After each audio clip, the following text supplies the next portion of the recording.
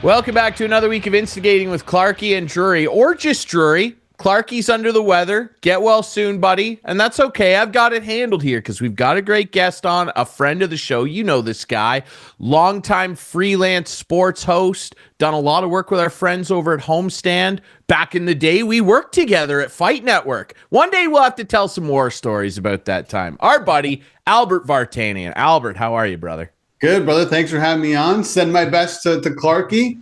Hopefully he gets through whatever he's going through right now. I know it's a horrible season for cold and flu, right? So he's probably got something like that going on.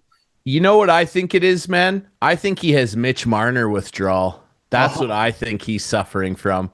His favorite player, he's just unavailable to the Maple Leafs right now, and he's having some serious withdrawal symptoms. Well, he would have been happy last night.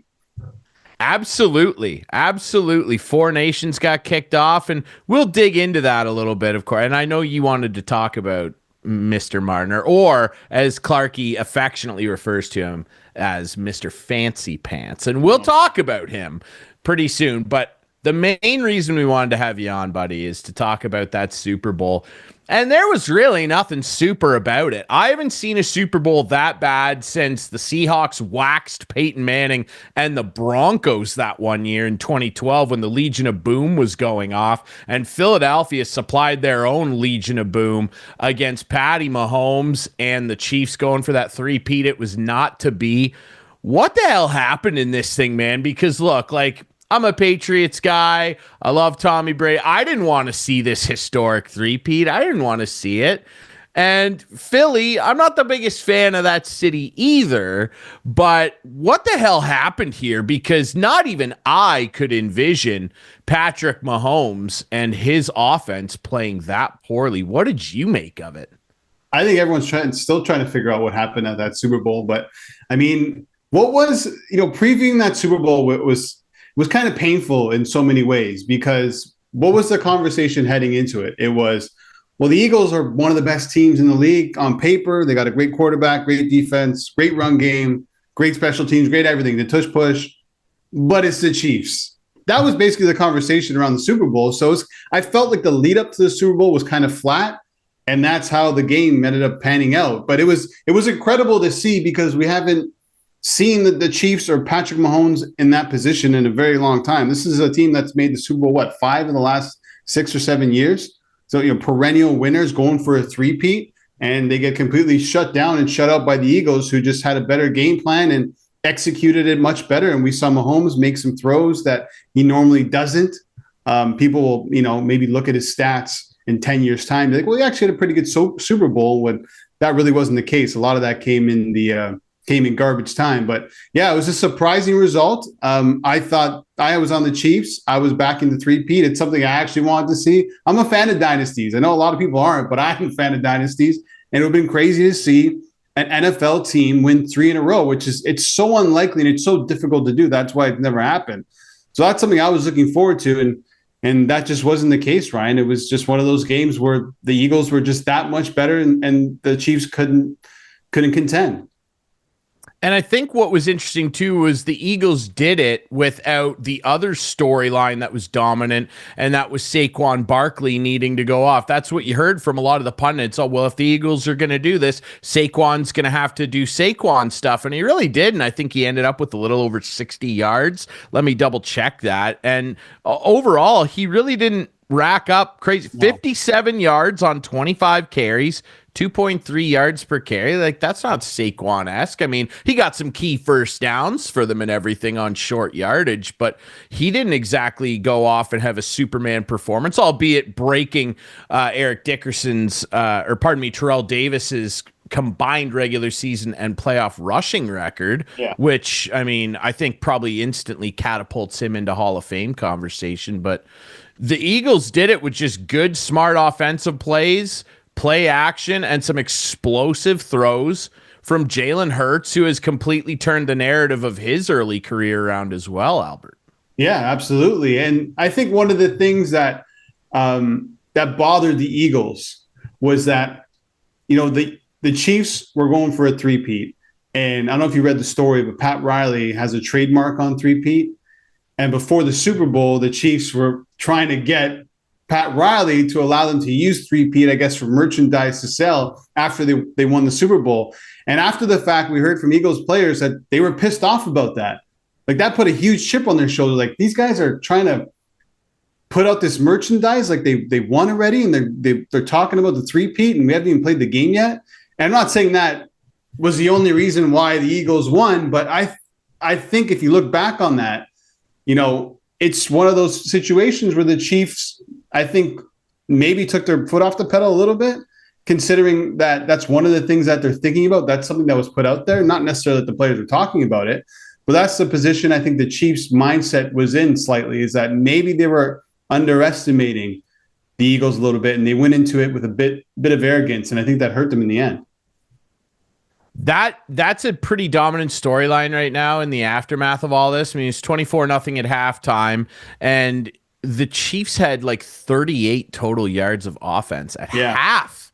Like, and I heard Mina Kimes and a lot of the talking heads talking about how what really, took this team apart, and what she and a lot of other pundits felt was an omen for this potentially happening, especially against a defense like Philly's, was the fact that even in all these close victories that the Chiefs would eke out, I mean, they won a lot of games by one score. Yeah. And a couple lucky ones, the missed field goal against Denver in particular sticks out. Was their inability to consistently establish a run game. And Kareem Hunt had little moments throughout the year where he was helpful at the goal line. Isaiah Pacheco, through up and down injury problems, had, I don't know, an okay year, but they weren't as a team able to establish a consistent run threat, and that really caused their offense in that Super Bowl to completely sputter, and it left Pat Mahomes having to kind of figure it out for himself, and he wasn't really able to do that. Well, his line didn't protect him. Like, let's just be honest. It's easy to just point the blame at Mahomes, because when they win, who gets all the praise and who gets all of the love? It's Patrick Mahomes. So when they lose, he's got to take his fair share. But let's be honest, the O-line didn't protect him. He was under pressure all game, even though the Eagles didn't blitz.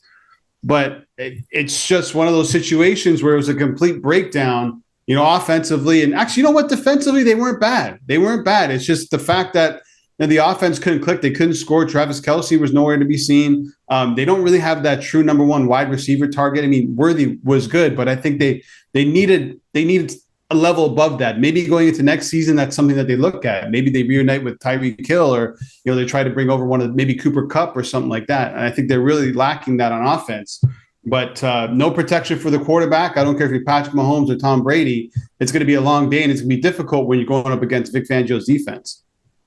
Yeah, and Vic Fangio finally getting a deserved Super Bowl. The guy's been a defensive mastermind for a very, very long time, coming up on like a 40-year career of coaching, and he finally gets one. And that defense showed out, man. And you said it too, like, this was a crazy thing that I didn't even really consider until after the game was over and they started talking about it on the post-game show. I think Brady actually pointed it out, funnily enough, that he was calling this game. At the end of the broadcast in the fourth quarter, the Eagles put forth a really dominant and suffocating, especially over the slot, defensive performance. They didn't blitz one time.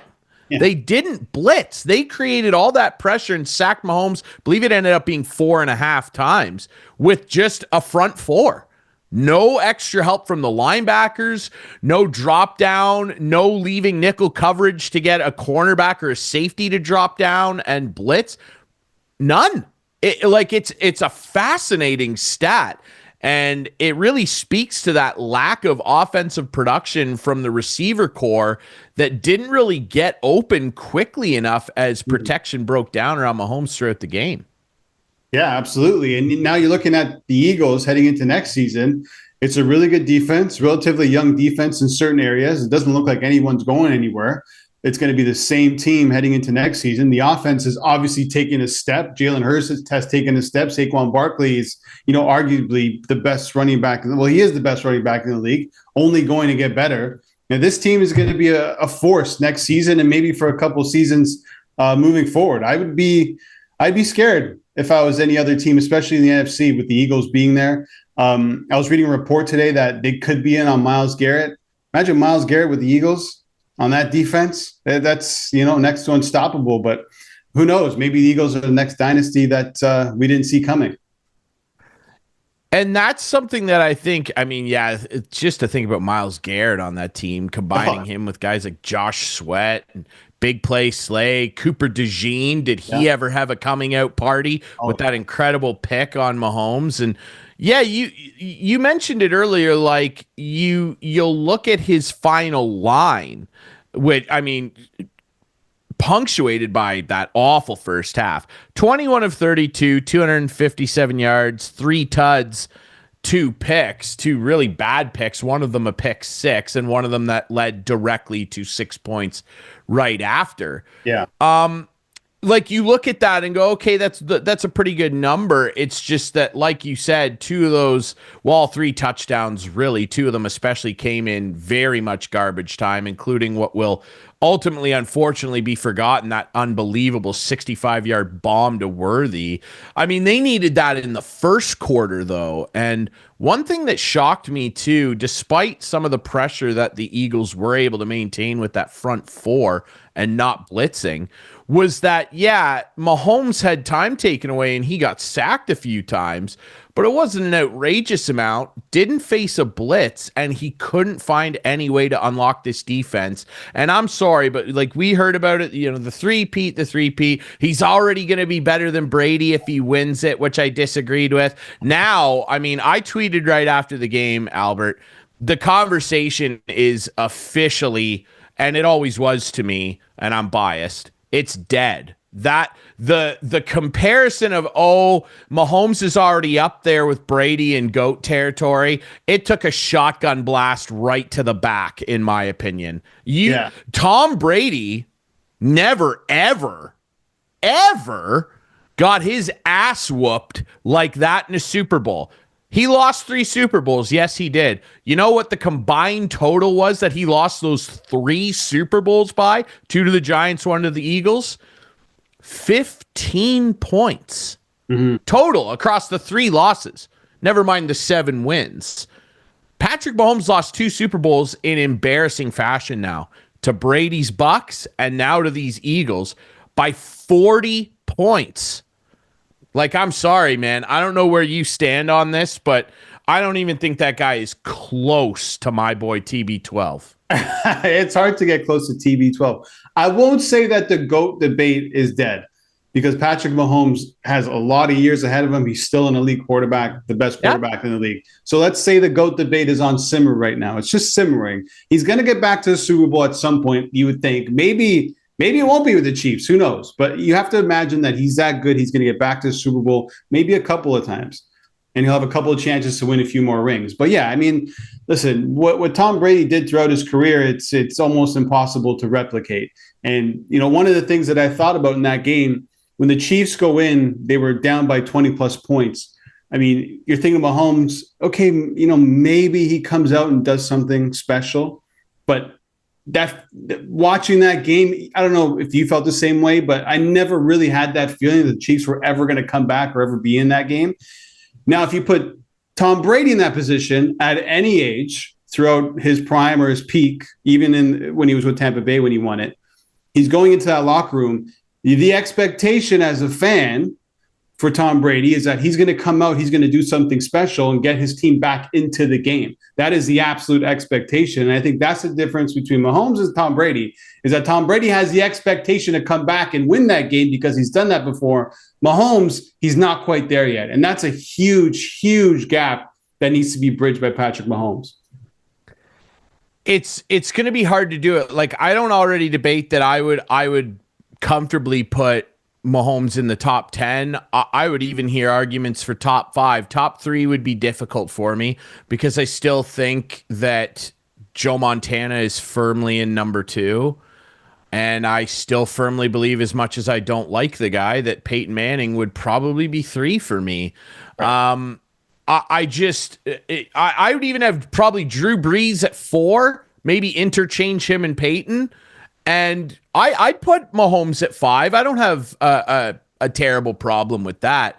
But when you're talking about the best to ever do it, like I felt the same way you just did. I didn't feel this oncoming onslaught of adjustments and new looks and changes to what they were doing on offense.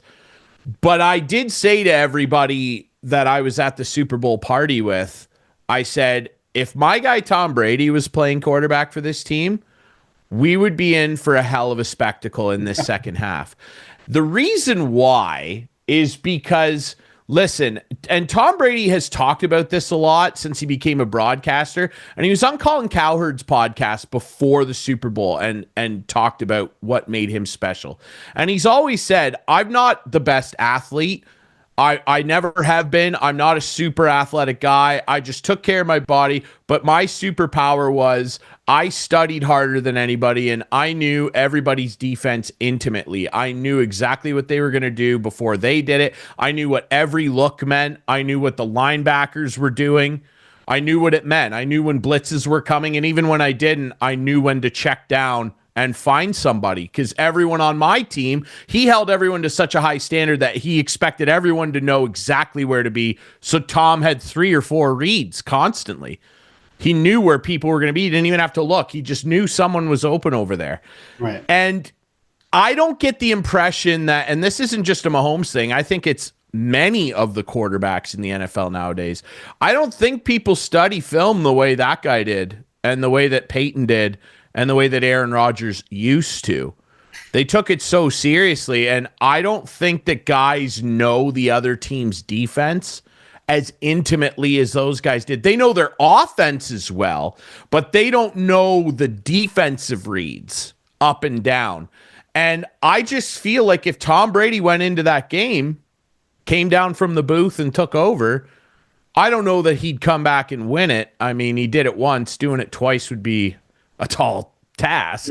Yeah. I think the game would have been a 1-score game at the end of it, though. I firmly believe that. Yeah, maybe. So I mean, that's the difference. Yeah, it is the difference. But the thing is, like, when you're talking about Tom, and I think maybe this kind of squashes the GOAT debate, is that you're talking about one of one.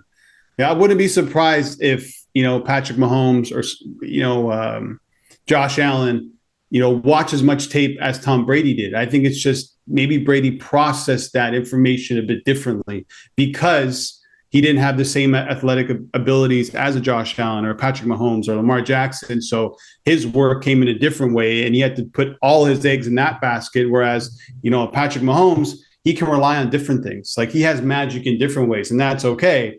If you ever get a quarterback to have the athletic ability of a Mahomes, a Lamar Jackson, and an Allen with the mind of Tom Brady, then we could really get into the conversation of, okay, can this particular quarterback become the GOAT, right? That's the best of both worlds. We haven't seen it yet. I don't know if we'll ever see that. Maybe we will.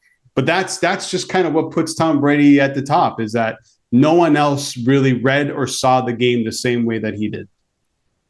Yeah, and it's just an interesting debate, and I'm glad that it's kind of dead. Like, people will keep it alive. And look, Patrick Mahomes, 29 years old. Like, he's turning 30. Like, he's got a lot of runway, hopefully, you would think. And I have no ill will or qualms about the guy being as successful as he is. It's incredible. Just getting the three-peat would have been one of those bonus bullets in the chamber. Because I still think most people would go, well, Brady still got 7. But when their careers are said and done, he would have had that little extra thing to put him one rung up. Oh, I did this thing that Tom never did, though. I went 3 in a row. Well, now that's gone. And so now, as you stack it in totality, let's say he wins 3 more. Let's say he gets to 6. It's even if he tied him at 7, I would still say Tom is greater than him, because when you start comparing the best of the best, Wayne versus Mario, Gordy versus Bobby, whoever you want to, do it with, Montana and Brady for a long time. What you have to start doing is splitting those fine hairs, Albert. And when you start doing that, let's say he gets to 7. Okay, Pat's got 7, Tom's got 7. You're going to sit there and start pulling the little daggers out and go, well, Tom beat you twice in the playoffs. Tom smoked you in a Super Bowl. Like you're Right. Tom had orchestrated the greatest comeback in North American pro sports history. Like that Pat doesn't have those special little bullets. And not getting that three-peat, which would have been his little bullet that he had, I think really hurts his ability to be considered the greatest of all time, no matter what happens for the rest of his career, unless he wins 8. Okay, so a few things. I think if Patrick Mahomes were to win 6 or 7 Super Bowls, I don't know how much he would care about being known as the greatest of all time, because he's going to be in that category because no one else has ever been there or done that, right? So he'll be there with Tom. If he's 1A or 1B, that's for you to debate and other people, and that's a difficult debate to have because now you're truly splitting hairs. And 2, you think that the 28-3 was the greatest comeback in North American sports history? I'm having a hard time in a championship game figuring out what's greater than that. What about when the Sox came back against the Yankees being down 3-0? That was incredible, but it wasn't for the World Series. It's not the same. Like that's a great one, and it is probably the best one you could reach for. Yeah. But I would still put it to, like, I know it's a different sport. It's 7 games. That's what would inch me toward the Super Bowl win more, though. It's one shot. You don't get 3 bullets and then you come back to life. Yeah. Like, but that one, like, that's as good as it gets next to 28-3.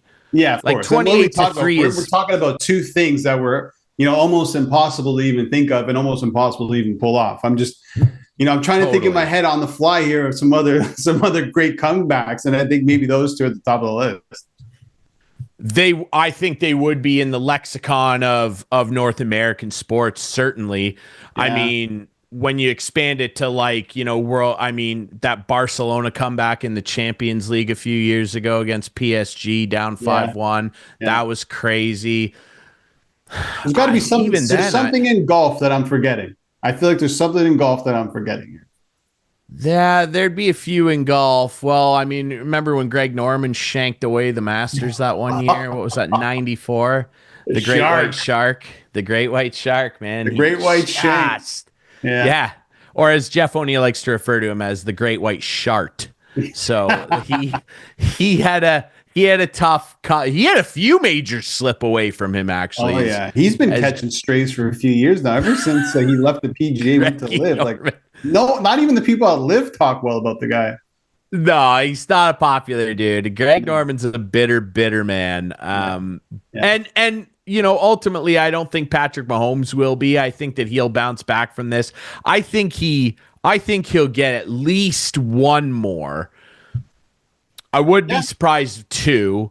But what it really hinges on for me is Andy Reid. Like, does Andy Reid stick around long enough for them to put that type of thing together? Does Steve Spagnuolo, like, you would think that Spags, not now, but very soon, within a year, like, you would think Spagnuolo was going to get calls to be a head coach. Right. Yeah, I don't know. It's a tough one, but yeah, interesting to kind of dissect what it all means. But ultimately, he's going to need 7 of these bad boys to be able to. Look at that thing. What, did you buy that off Tom? No, it's a replica. Obviously it's a replica. A buddy of mine bought me this for Christmas years ago. Long time ago. What is this one? You wear it like you're on the team, Ryan. Yeah, well, I'm an honorary member. I'm a fan. 2004, man, back to back. How about that? Incredible. This is the Dion Branch one. That's the crazy thing too, is like, no disrespect to those guys, but like, Tommy, man, like, those first 3 Super Bowls, he was throwing to people that, like, you'd have to look up their names on Wikipedia to figure out who they are. It's not like he was throwing to, and hey, like Ben Watson and Troy Brown, like, good players here. Dion Branch. Yeah, I mean, he was a master at making everybody better. That's just what he did. That was part of the Brady magic, man. He was magical, man, for sure. Before we quickly talk about some hockey stuff, because I know you want to talk about fancy pants for Clarkey here. I only wanted to rattle Clarkey. It'll lift his spirits as he recovers from his sickness, because he watches the show. What did you think of Tom up in the booth? Like, he talk about catching strays. Like, people are not happy about his performance this year. I thought he was fine. You know? Yeah, listen, that's one of the things I was really interested in listening to at the Super Bowl because, listen, that's a big spot for him to be in. And yeah, I thought he was fine. I mean, he wasn't spectacular. Let's not forget, this is his first year in the booth. And, you know this as well as anyone, Ryan. That's not an easy thing to do, to jump in front of a microphone and call a game. I know he's a color guy, but to articulate what you're thinking and what you're seeing and not to make it about yourself. And I think that's a difficult thing to do for a player going into the booth as a color guy, is not to, talk about every situation like you're in that situation, even though that's kind of what everyone wants to hear. I thought he was okay. I think he's going to get better. Like, if we learn anything about Tom Brady, he's so into what he does, and he wants to learn as much as he possibly can, that he's only going to get better. And that's how these things work. So I had no issues with him at the Super Bowl.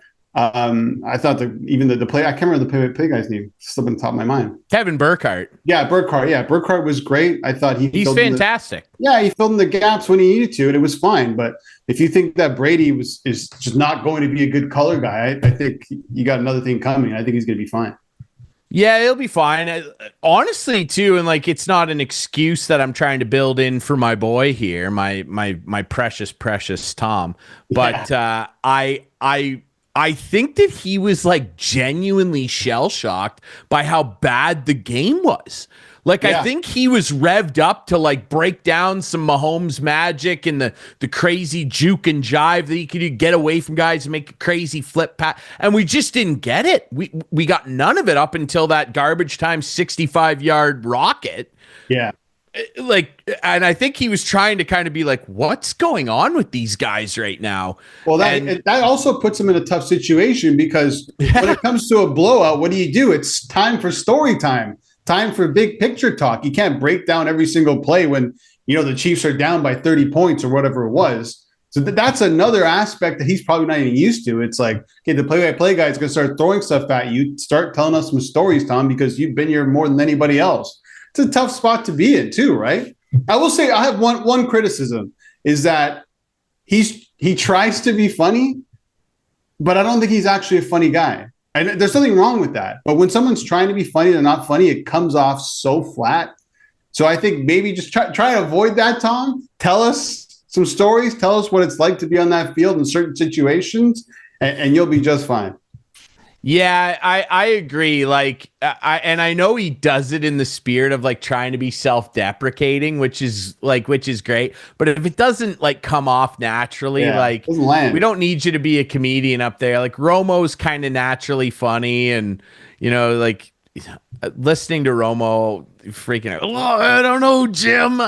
Like, it's just something about Romo. That's a bad Romo impersonation. Why is Romo? I don't understand. Everyone's got something to say about everybody in the booth. I love Romo. Who doesn't love somebody with that? I do too. Yeah, I love Romo. I think he's great all the time. Like, I don't. Dude, what do you want these guys to do? He's passionate about the game. He loves the game. When he first came on the scene, everyone's like, "Oh my God, Romo's great. He can see 3 plays ahead." Now he's annoying. I don't know why. Yeah, I don't know why people have had the heel turn. I think that real fans of the game still really enjoy. I love listening to that guy freaking out. And he's like, almost because he's so passionate like that, he's like become a meme. Like, you see them online all the time. Oh, I don't know, Jim. Like, it's so funny listening to him melting down in the booth next to It's Jim. like Collinsworth, right? Everyone loves to call him out. The Collinsworth signs. He says a lot of the same things over and over, but I think in this social media world, it's like we're so overexposed and people are using them in memes and stuff that, you start to watch the broadcast, maybe it starts clouding your judgment of that person. But let's not take away the fact that these guys are great at what they do. They really are. Listen, to each his own. If you don't like somebody, you don't like somebody. But it's just funny to me how people turn on someone so quickly after hearing, a few odd things there on social media. I don't love it either. And like, Collinsworth's fantastic too. Like, the guy, he's so passionate. And he says a lot of the same stuff because that's what any of us would do. I do it in the booth, and literally everybody in the booth has some sayings they stick to when things happen. And I love listening to here's a guy like it's great. I like them both, man. Tom's just got it. Tom has to find his here's a guy thing. That's what Brady's got to find, and he'll figure it out. He'll get there, man. He'll get there. It's Tom Brady. He will. So let's talk a little bit about this Four Nations face-off thing, dude. Sure. Are you even fired up about it? Like I watched last night and was like, well, I'm not that excited about it. Really? No, listen. I can't get there. It took me a little bit because leading up to it, you just don't know because we haven't seen it before, and it's only Four Nations, and they're talking about an All-Star game. It could be similar to an All-Star game, but two things happened. Once Sidney Crosby decided to practice with the team regardless of his injury to try and play for Canada, that told me he wants to play for keeps. And if your captain, number 87, is going into that dressing room and is telling the players, well, not even telling the players, just showing the players, listen, I'm hurt, but I don't care. I'm going to do whatever I can to play for this team during this Four Nations. That told me that he's going to take it seriously, and the rest of Team Canada will definitely take it seriously, and other teams will follow. And then Drew Doughty. Drew Doughty came off a pretty severe ankle injury. He fractured his ankle in the preseason, just came back, started playing a few games with the LA Kings, and did whatever he could to be on Team Canada, and he made it. And so when you have those two players who are willing to overcome their injuries and even play through injury to play for Canada in this tournament, that just showed me that this is going to be a lot better than what most people think. And I think that's what we saw last night. Is it playoff level? Not quite. It might get there on Saturday when you have, Canada against the United States, which is going to be a phenomenal game. It's not quite there yet, but it's pretty close. And Connor McDavid after the game was asked about that. He goes, what do you think about, people calling this an all-star game type of tournament, pre-tournament? He goes, yeah, I think a lot of people are wrong. This is not an all-star game. This is high skill. It's fast. Drew Doughty after the game said that's the fastest game he's ever been a part of. So that's all you need to know. Maybe it's not as rough and tough as we want it to be. It will probably get there, but it's a really good high-level tournament so far after one game. Yeah, for sure. And Sweden, give them their credit. They made a real game of it. And then old fancy pants, Mitchie Martins, steps up in overtime. He's got an underrated shot. I think Marner, if he didn't play for the Leafs and didn't have that pressure as the magician, the dish master, he's got a good enough shot, I think, that if he felt like it, he could score 50. I really do. I don't know about that. I do. I think he could score 50 if he just took, because again, he doesn't have that hard, heavy shot, but it's Gretzky-esque in the sense that it's just quick and accurate. It's not going to overpower you, but he's got a sneaky shot, and he showed it off in overtime again last night. You used to see him do it all the time with the London Knights. He loves that blocker side wrister. That's what I mean. That's what I mean. He did real well for himself. I'm sure that knowing you were coming on the show tonight, you were chuckling a little to yourself that Mitchie Martins got it. You were ready to give it to Clarkie, eh? Just for Clarkie, I'm sure he would have loved that one. I'll be honest. $15 million a year. I didn't think he had a great game. I didn't think a lot of those guys on that Team Canada had a great game. It could have been better. There were moments where I just didn't see enough. And I thought Mitch Marner's playing with McDavid. And, McDavid plays with Hyman, and who digs the pucks out of the corners for McDavid? It's Hyman, and that's not something that Mitch Marner does. Not saying that's what he has to do, but I think it's an adjustment for him and McDavid. I will say this, though. If Canada falls asleep for 2 periods against the States, they're going to get blown away on Saturday. And I think that's really important to remember. Okay, they came out hot. They were fantastic. The crowd was high. The energy was high. Sweden didn't really know what hit them. I don't know if Sweden realized how hard Canada was going to play in this thing, and then they kind of clicked back in and started playing a really good game. Binnington let in a couple bad ones, even though he made up for it in overtime.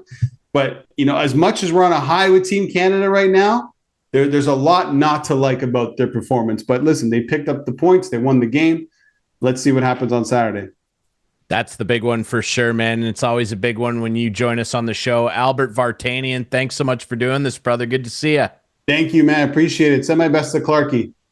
Will do, brother. All right, we'll take a quick break. When we come back, no Clarky. Who am I going to talk to? Well, producer Adam's going to jump on. We're going to go through some sports hot takes, and I'm going to see what I think of some of what he throws at me here on Instigating.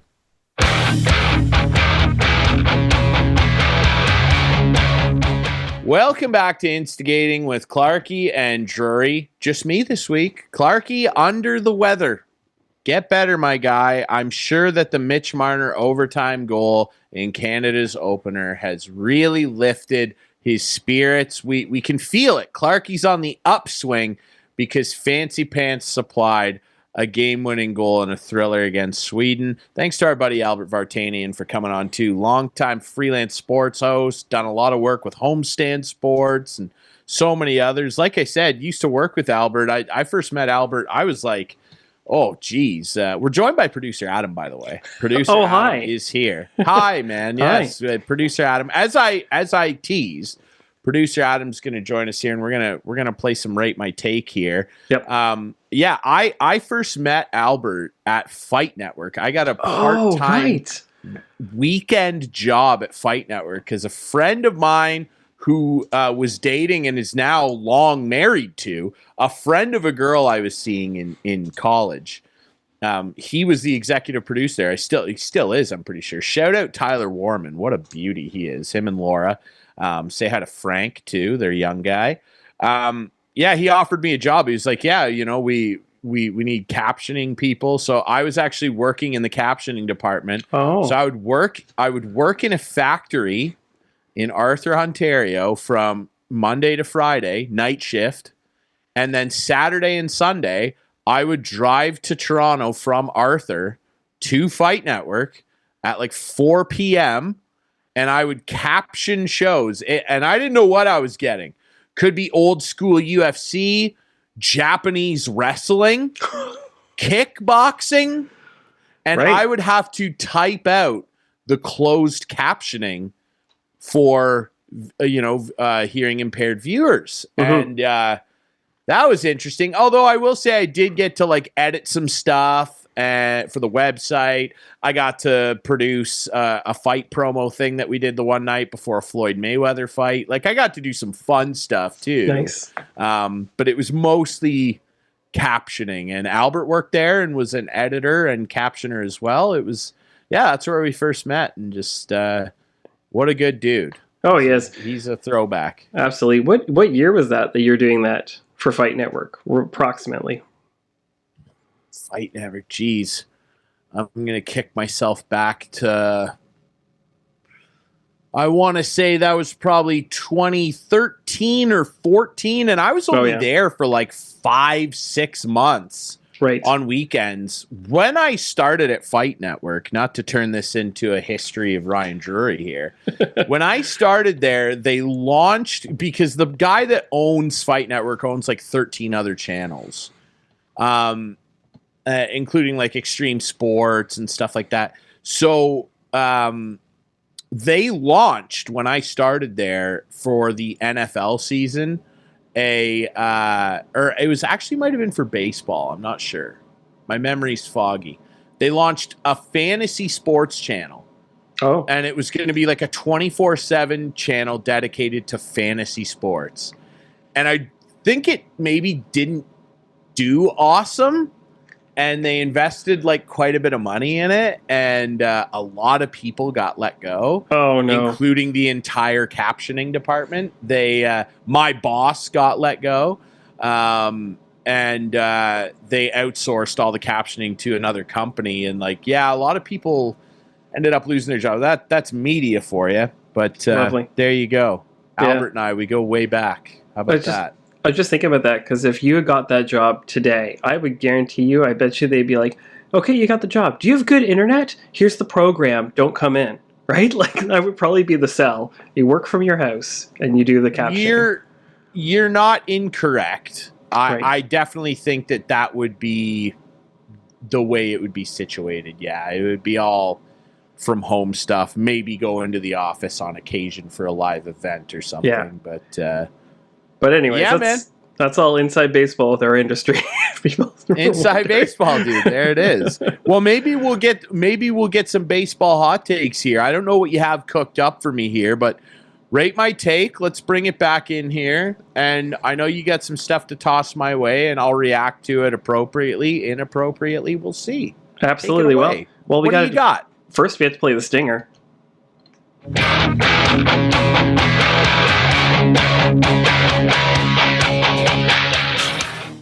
Listen, I made that up, so I got to use it. Absolutely.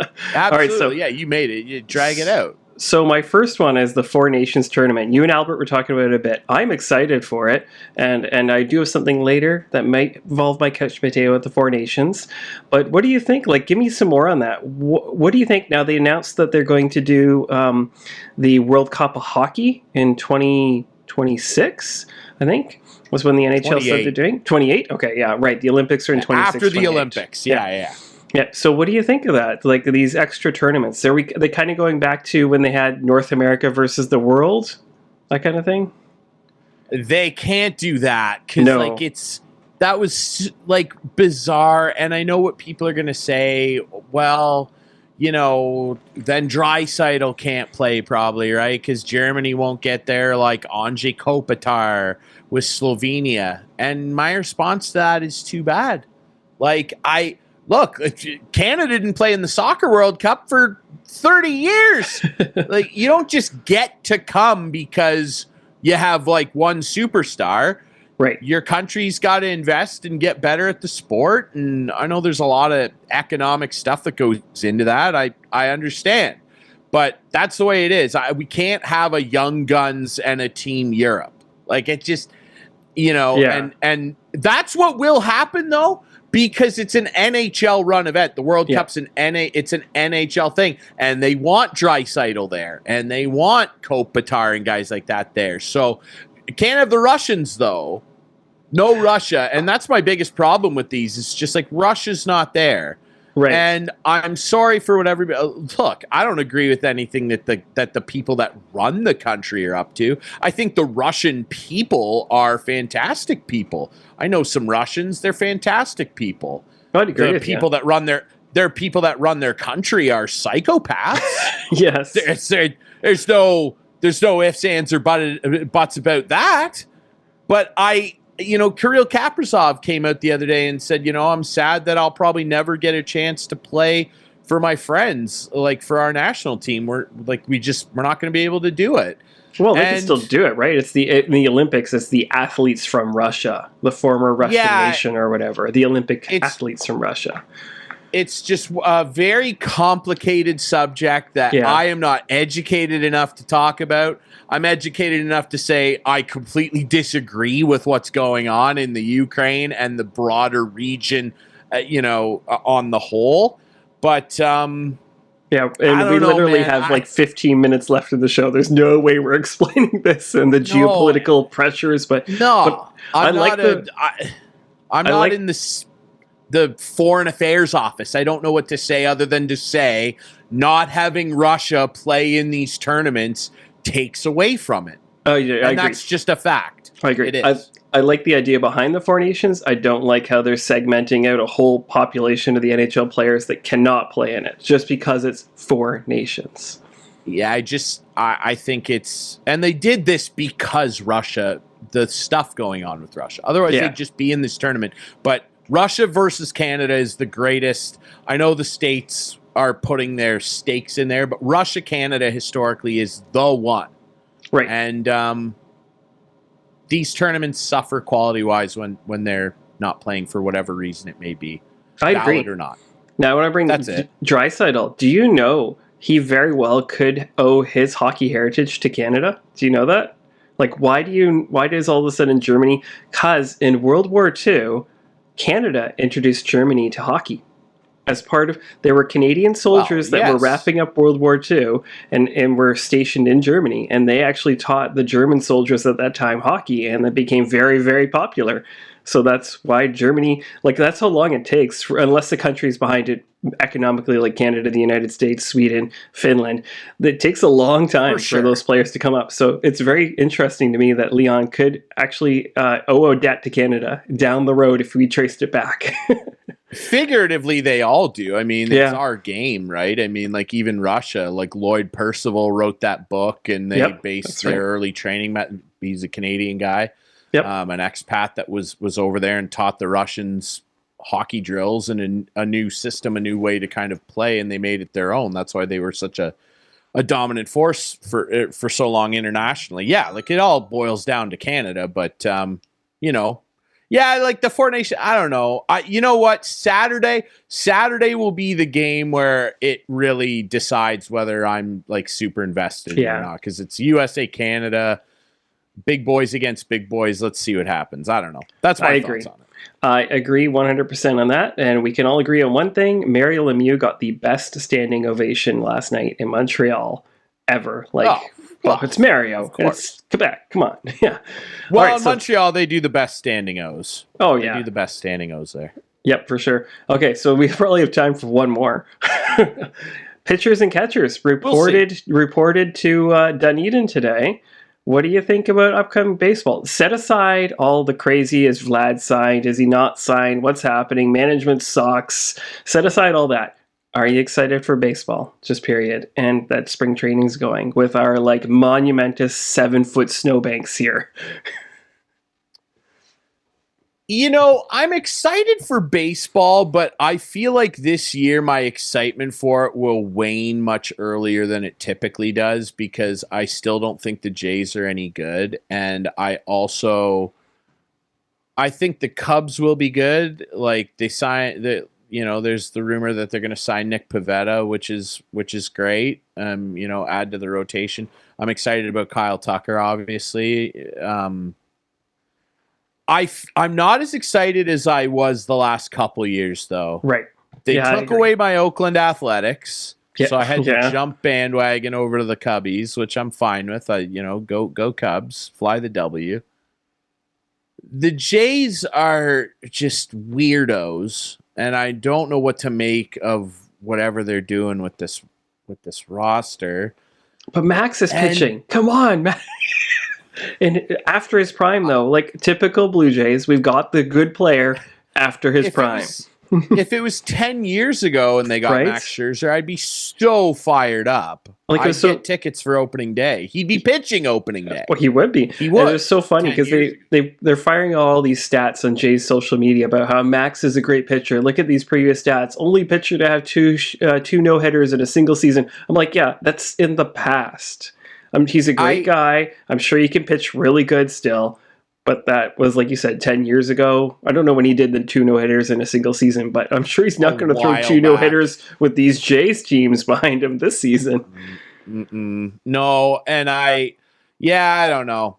I'm excited, but not amped is what I would say. And mostly, you know what it is? It's the Dodgers getting every player under the sun. Right. And just like, it's silly. And I just look at it and go like, well, there's 120 wins, I guess, and they'll just win the World Series again. Yay. Yeah, like it just feels like teleport me to November. Well, they're the New York Yankees of the 90s, right? The Yankees just steamrolled everybody in that division every single year for a decade. All felt like a decade.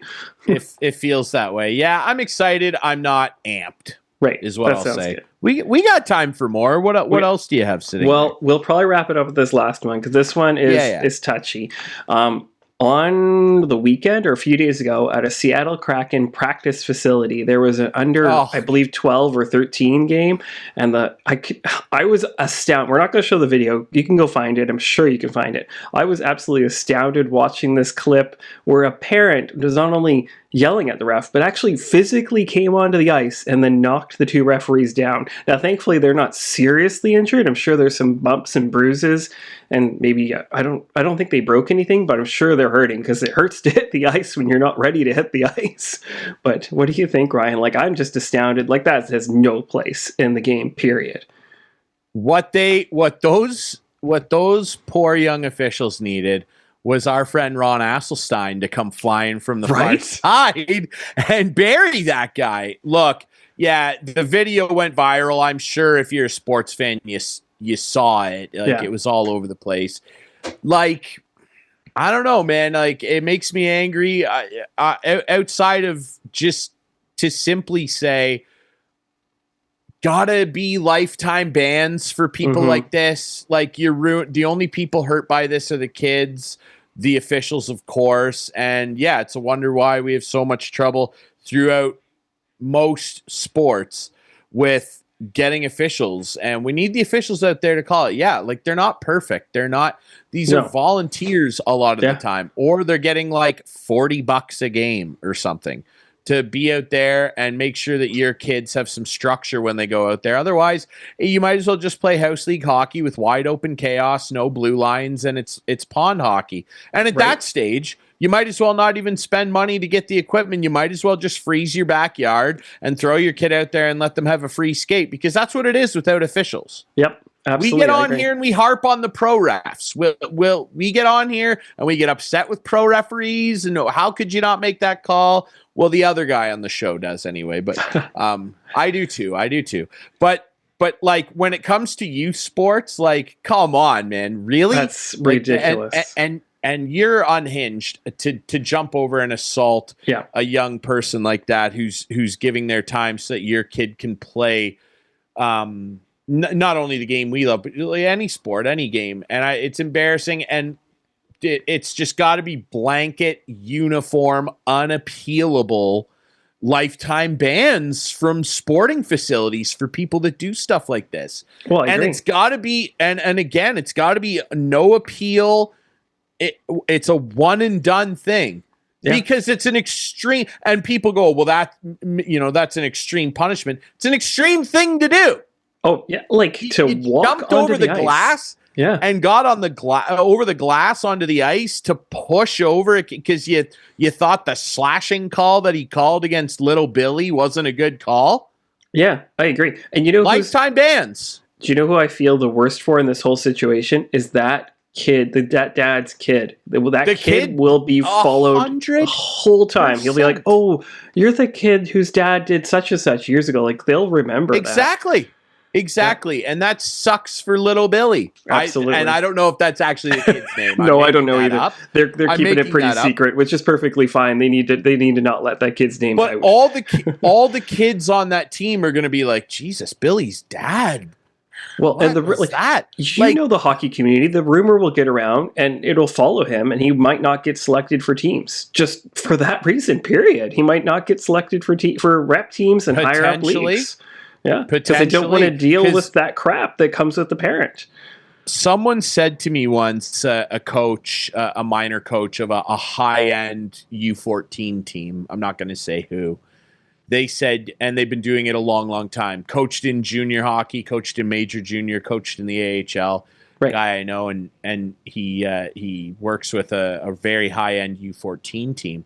And he said to me, when I started doing this, we were coaching kids, and now we have to coach parents. Oh, I believe it. I was like, that's crazy. What a crazy statement.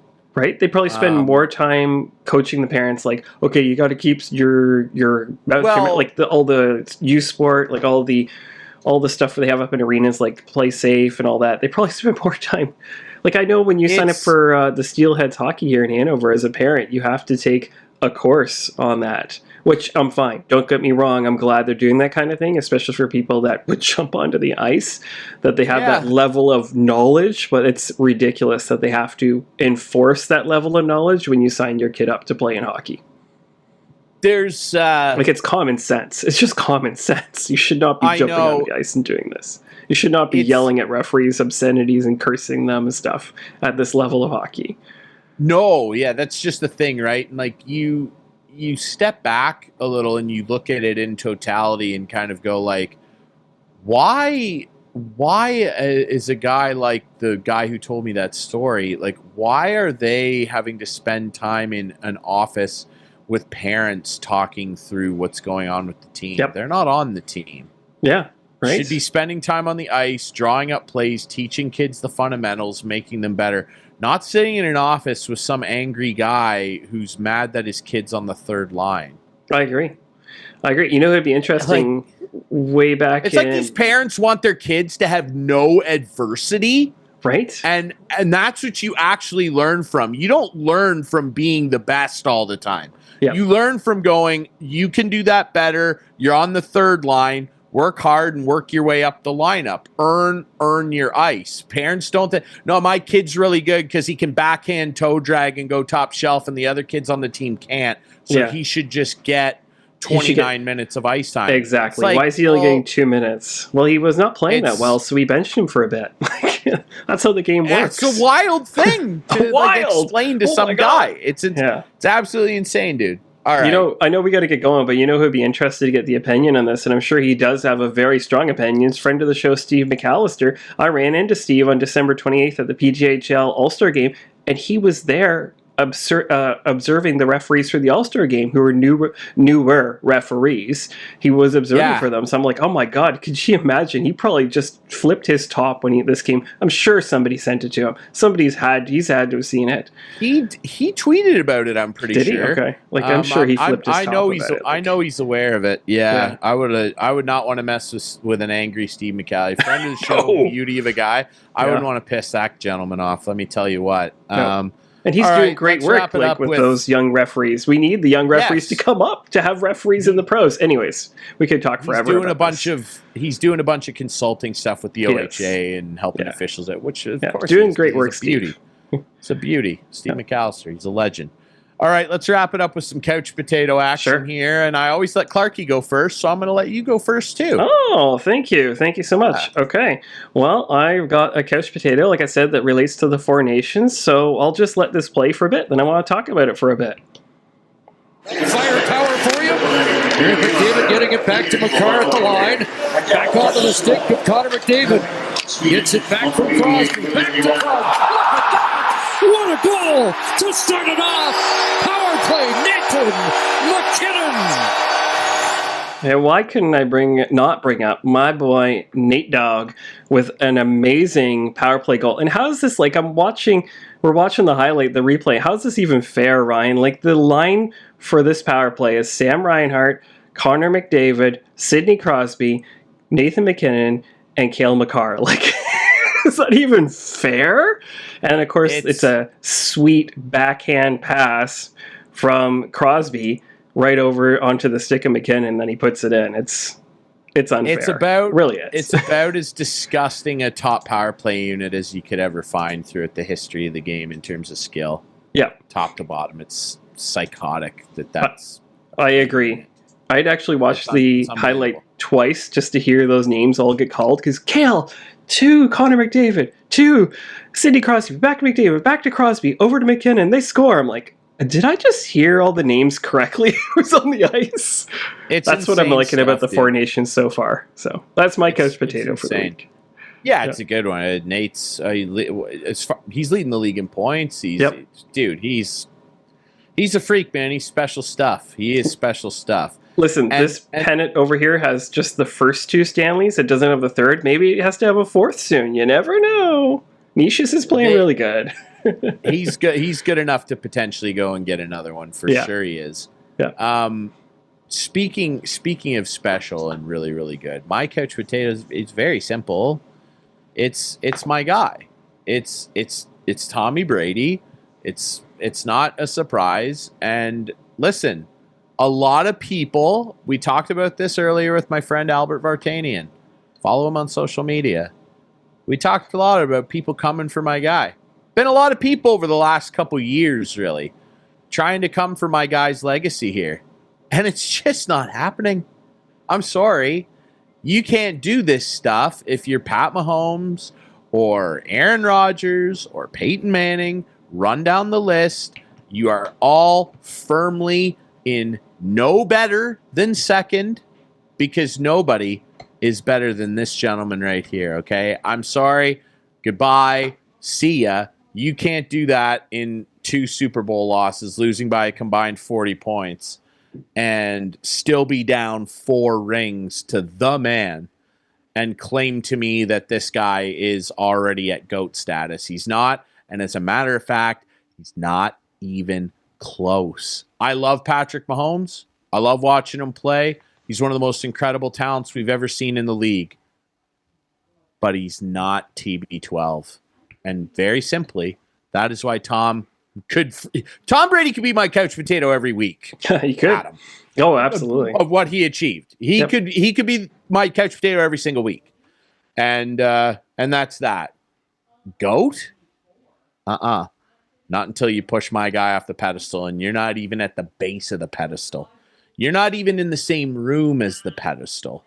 You're not in the same state as the pedestal. Do you know who is in the same room as one of your other guys? Ovi and Wayne Gretzky. That is coming up close. They're predicting April. Sportsnet stats said April 10th. Yeah. April 10th, I believe, against Carolina is what he's lining up for. 16 away. It's crazy. Big O. How about that? Yep. All right. Ladies and gentlemen, you can watch the show Friday nights at 8, Sunday nights at 9 with our friends on Whiteman TV. That's channel 6 for Whiteman subscribers. We debut on our YouTube channel Friday nights at 9. Follow us on social media at Instigating Pod. Find the podcast version on all your favorite apps. Get well soon, Clarky. Mitch Marner's worth $15 million. We'll see you next week here on Instigating.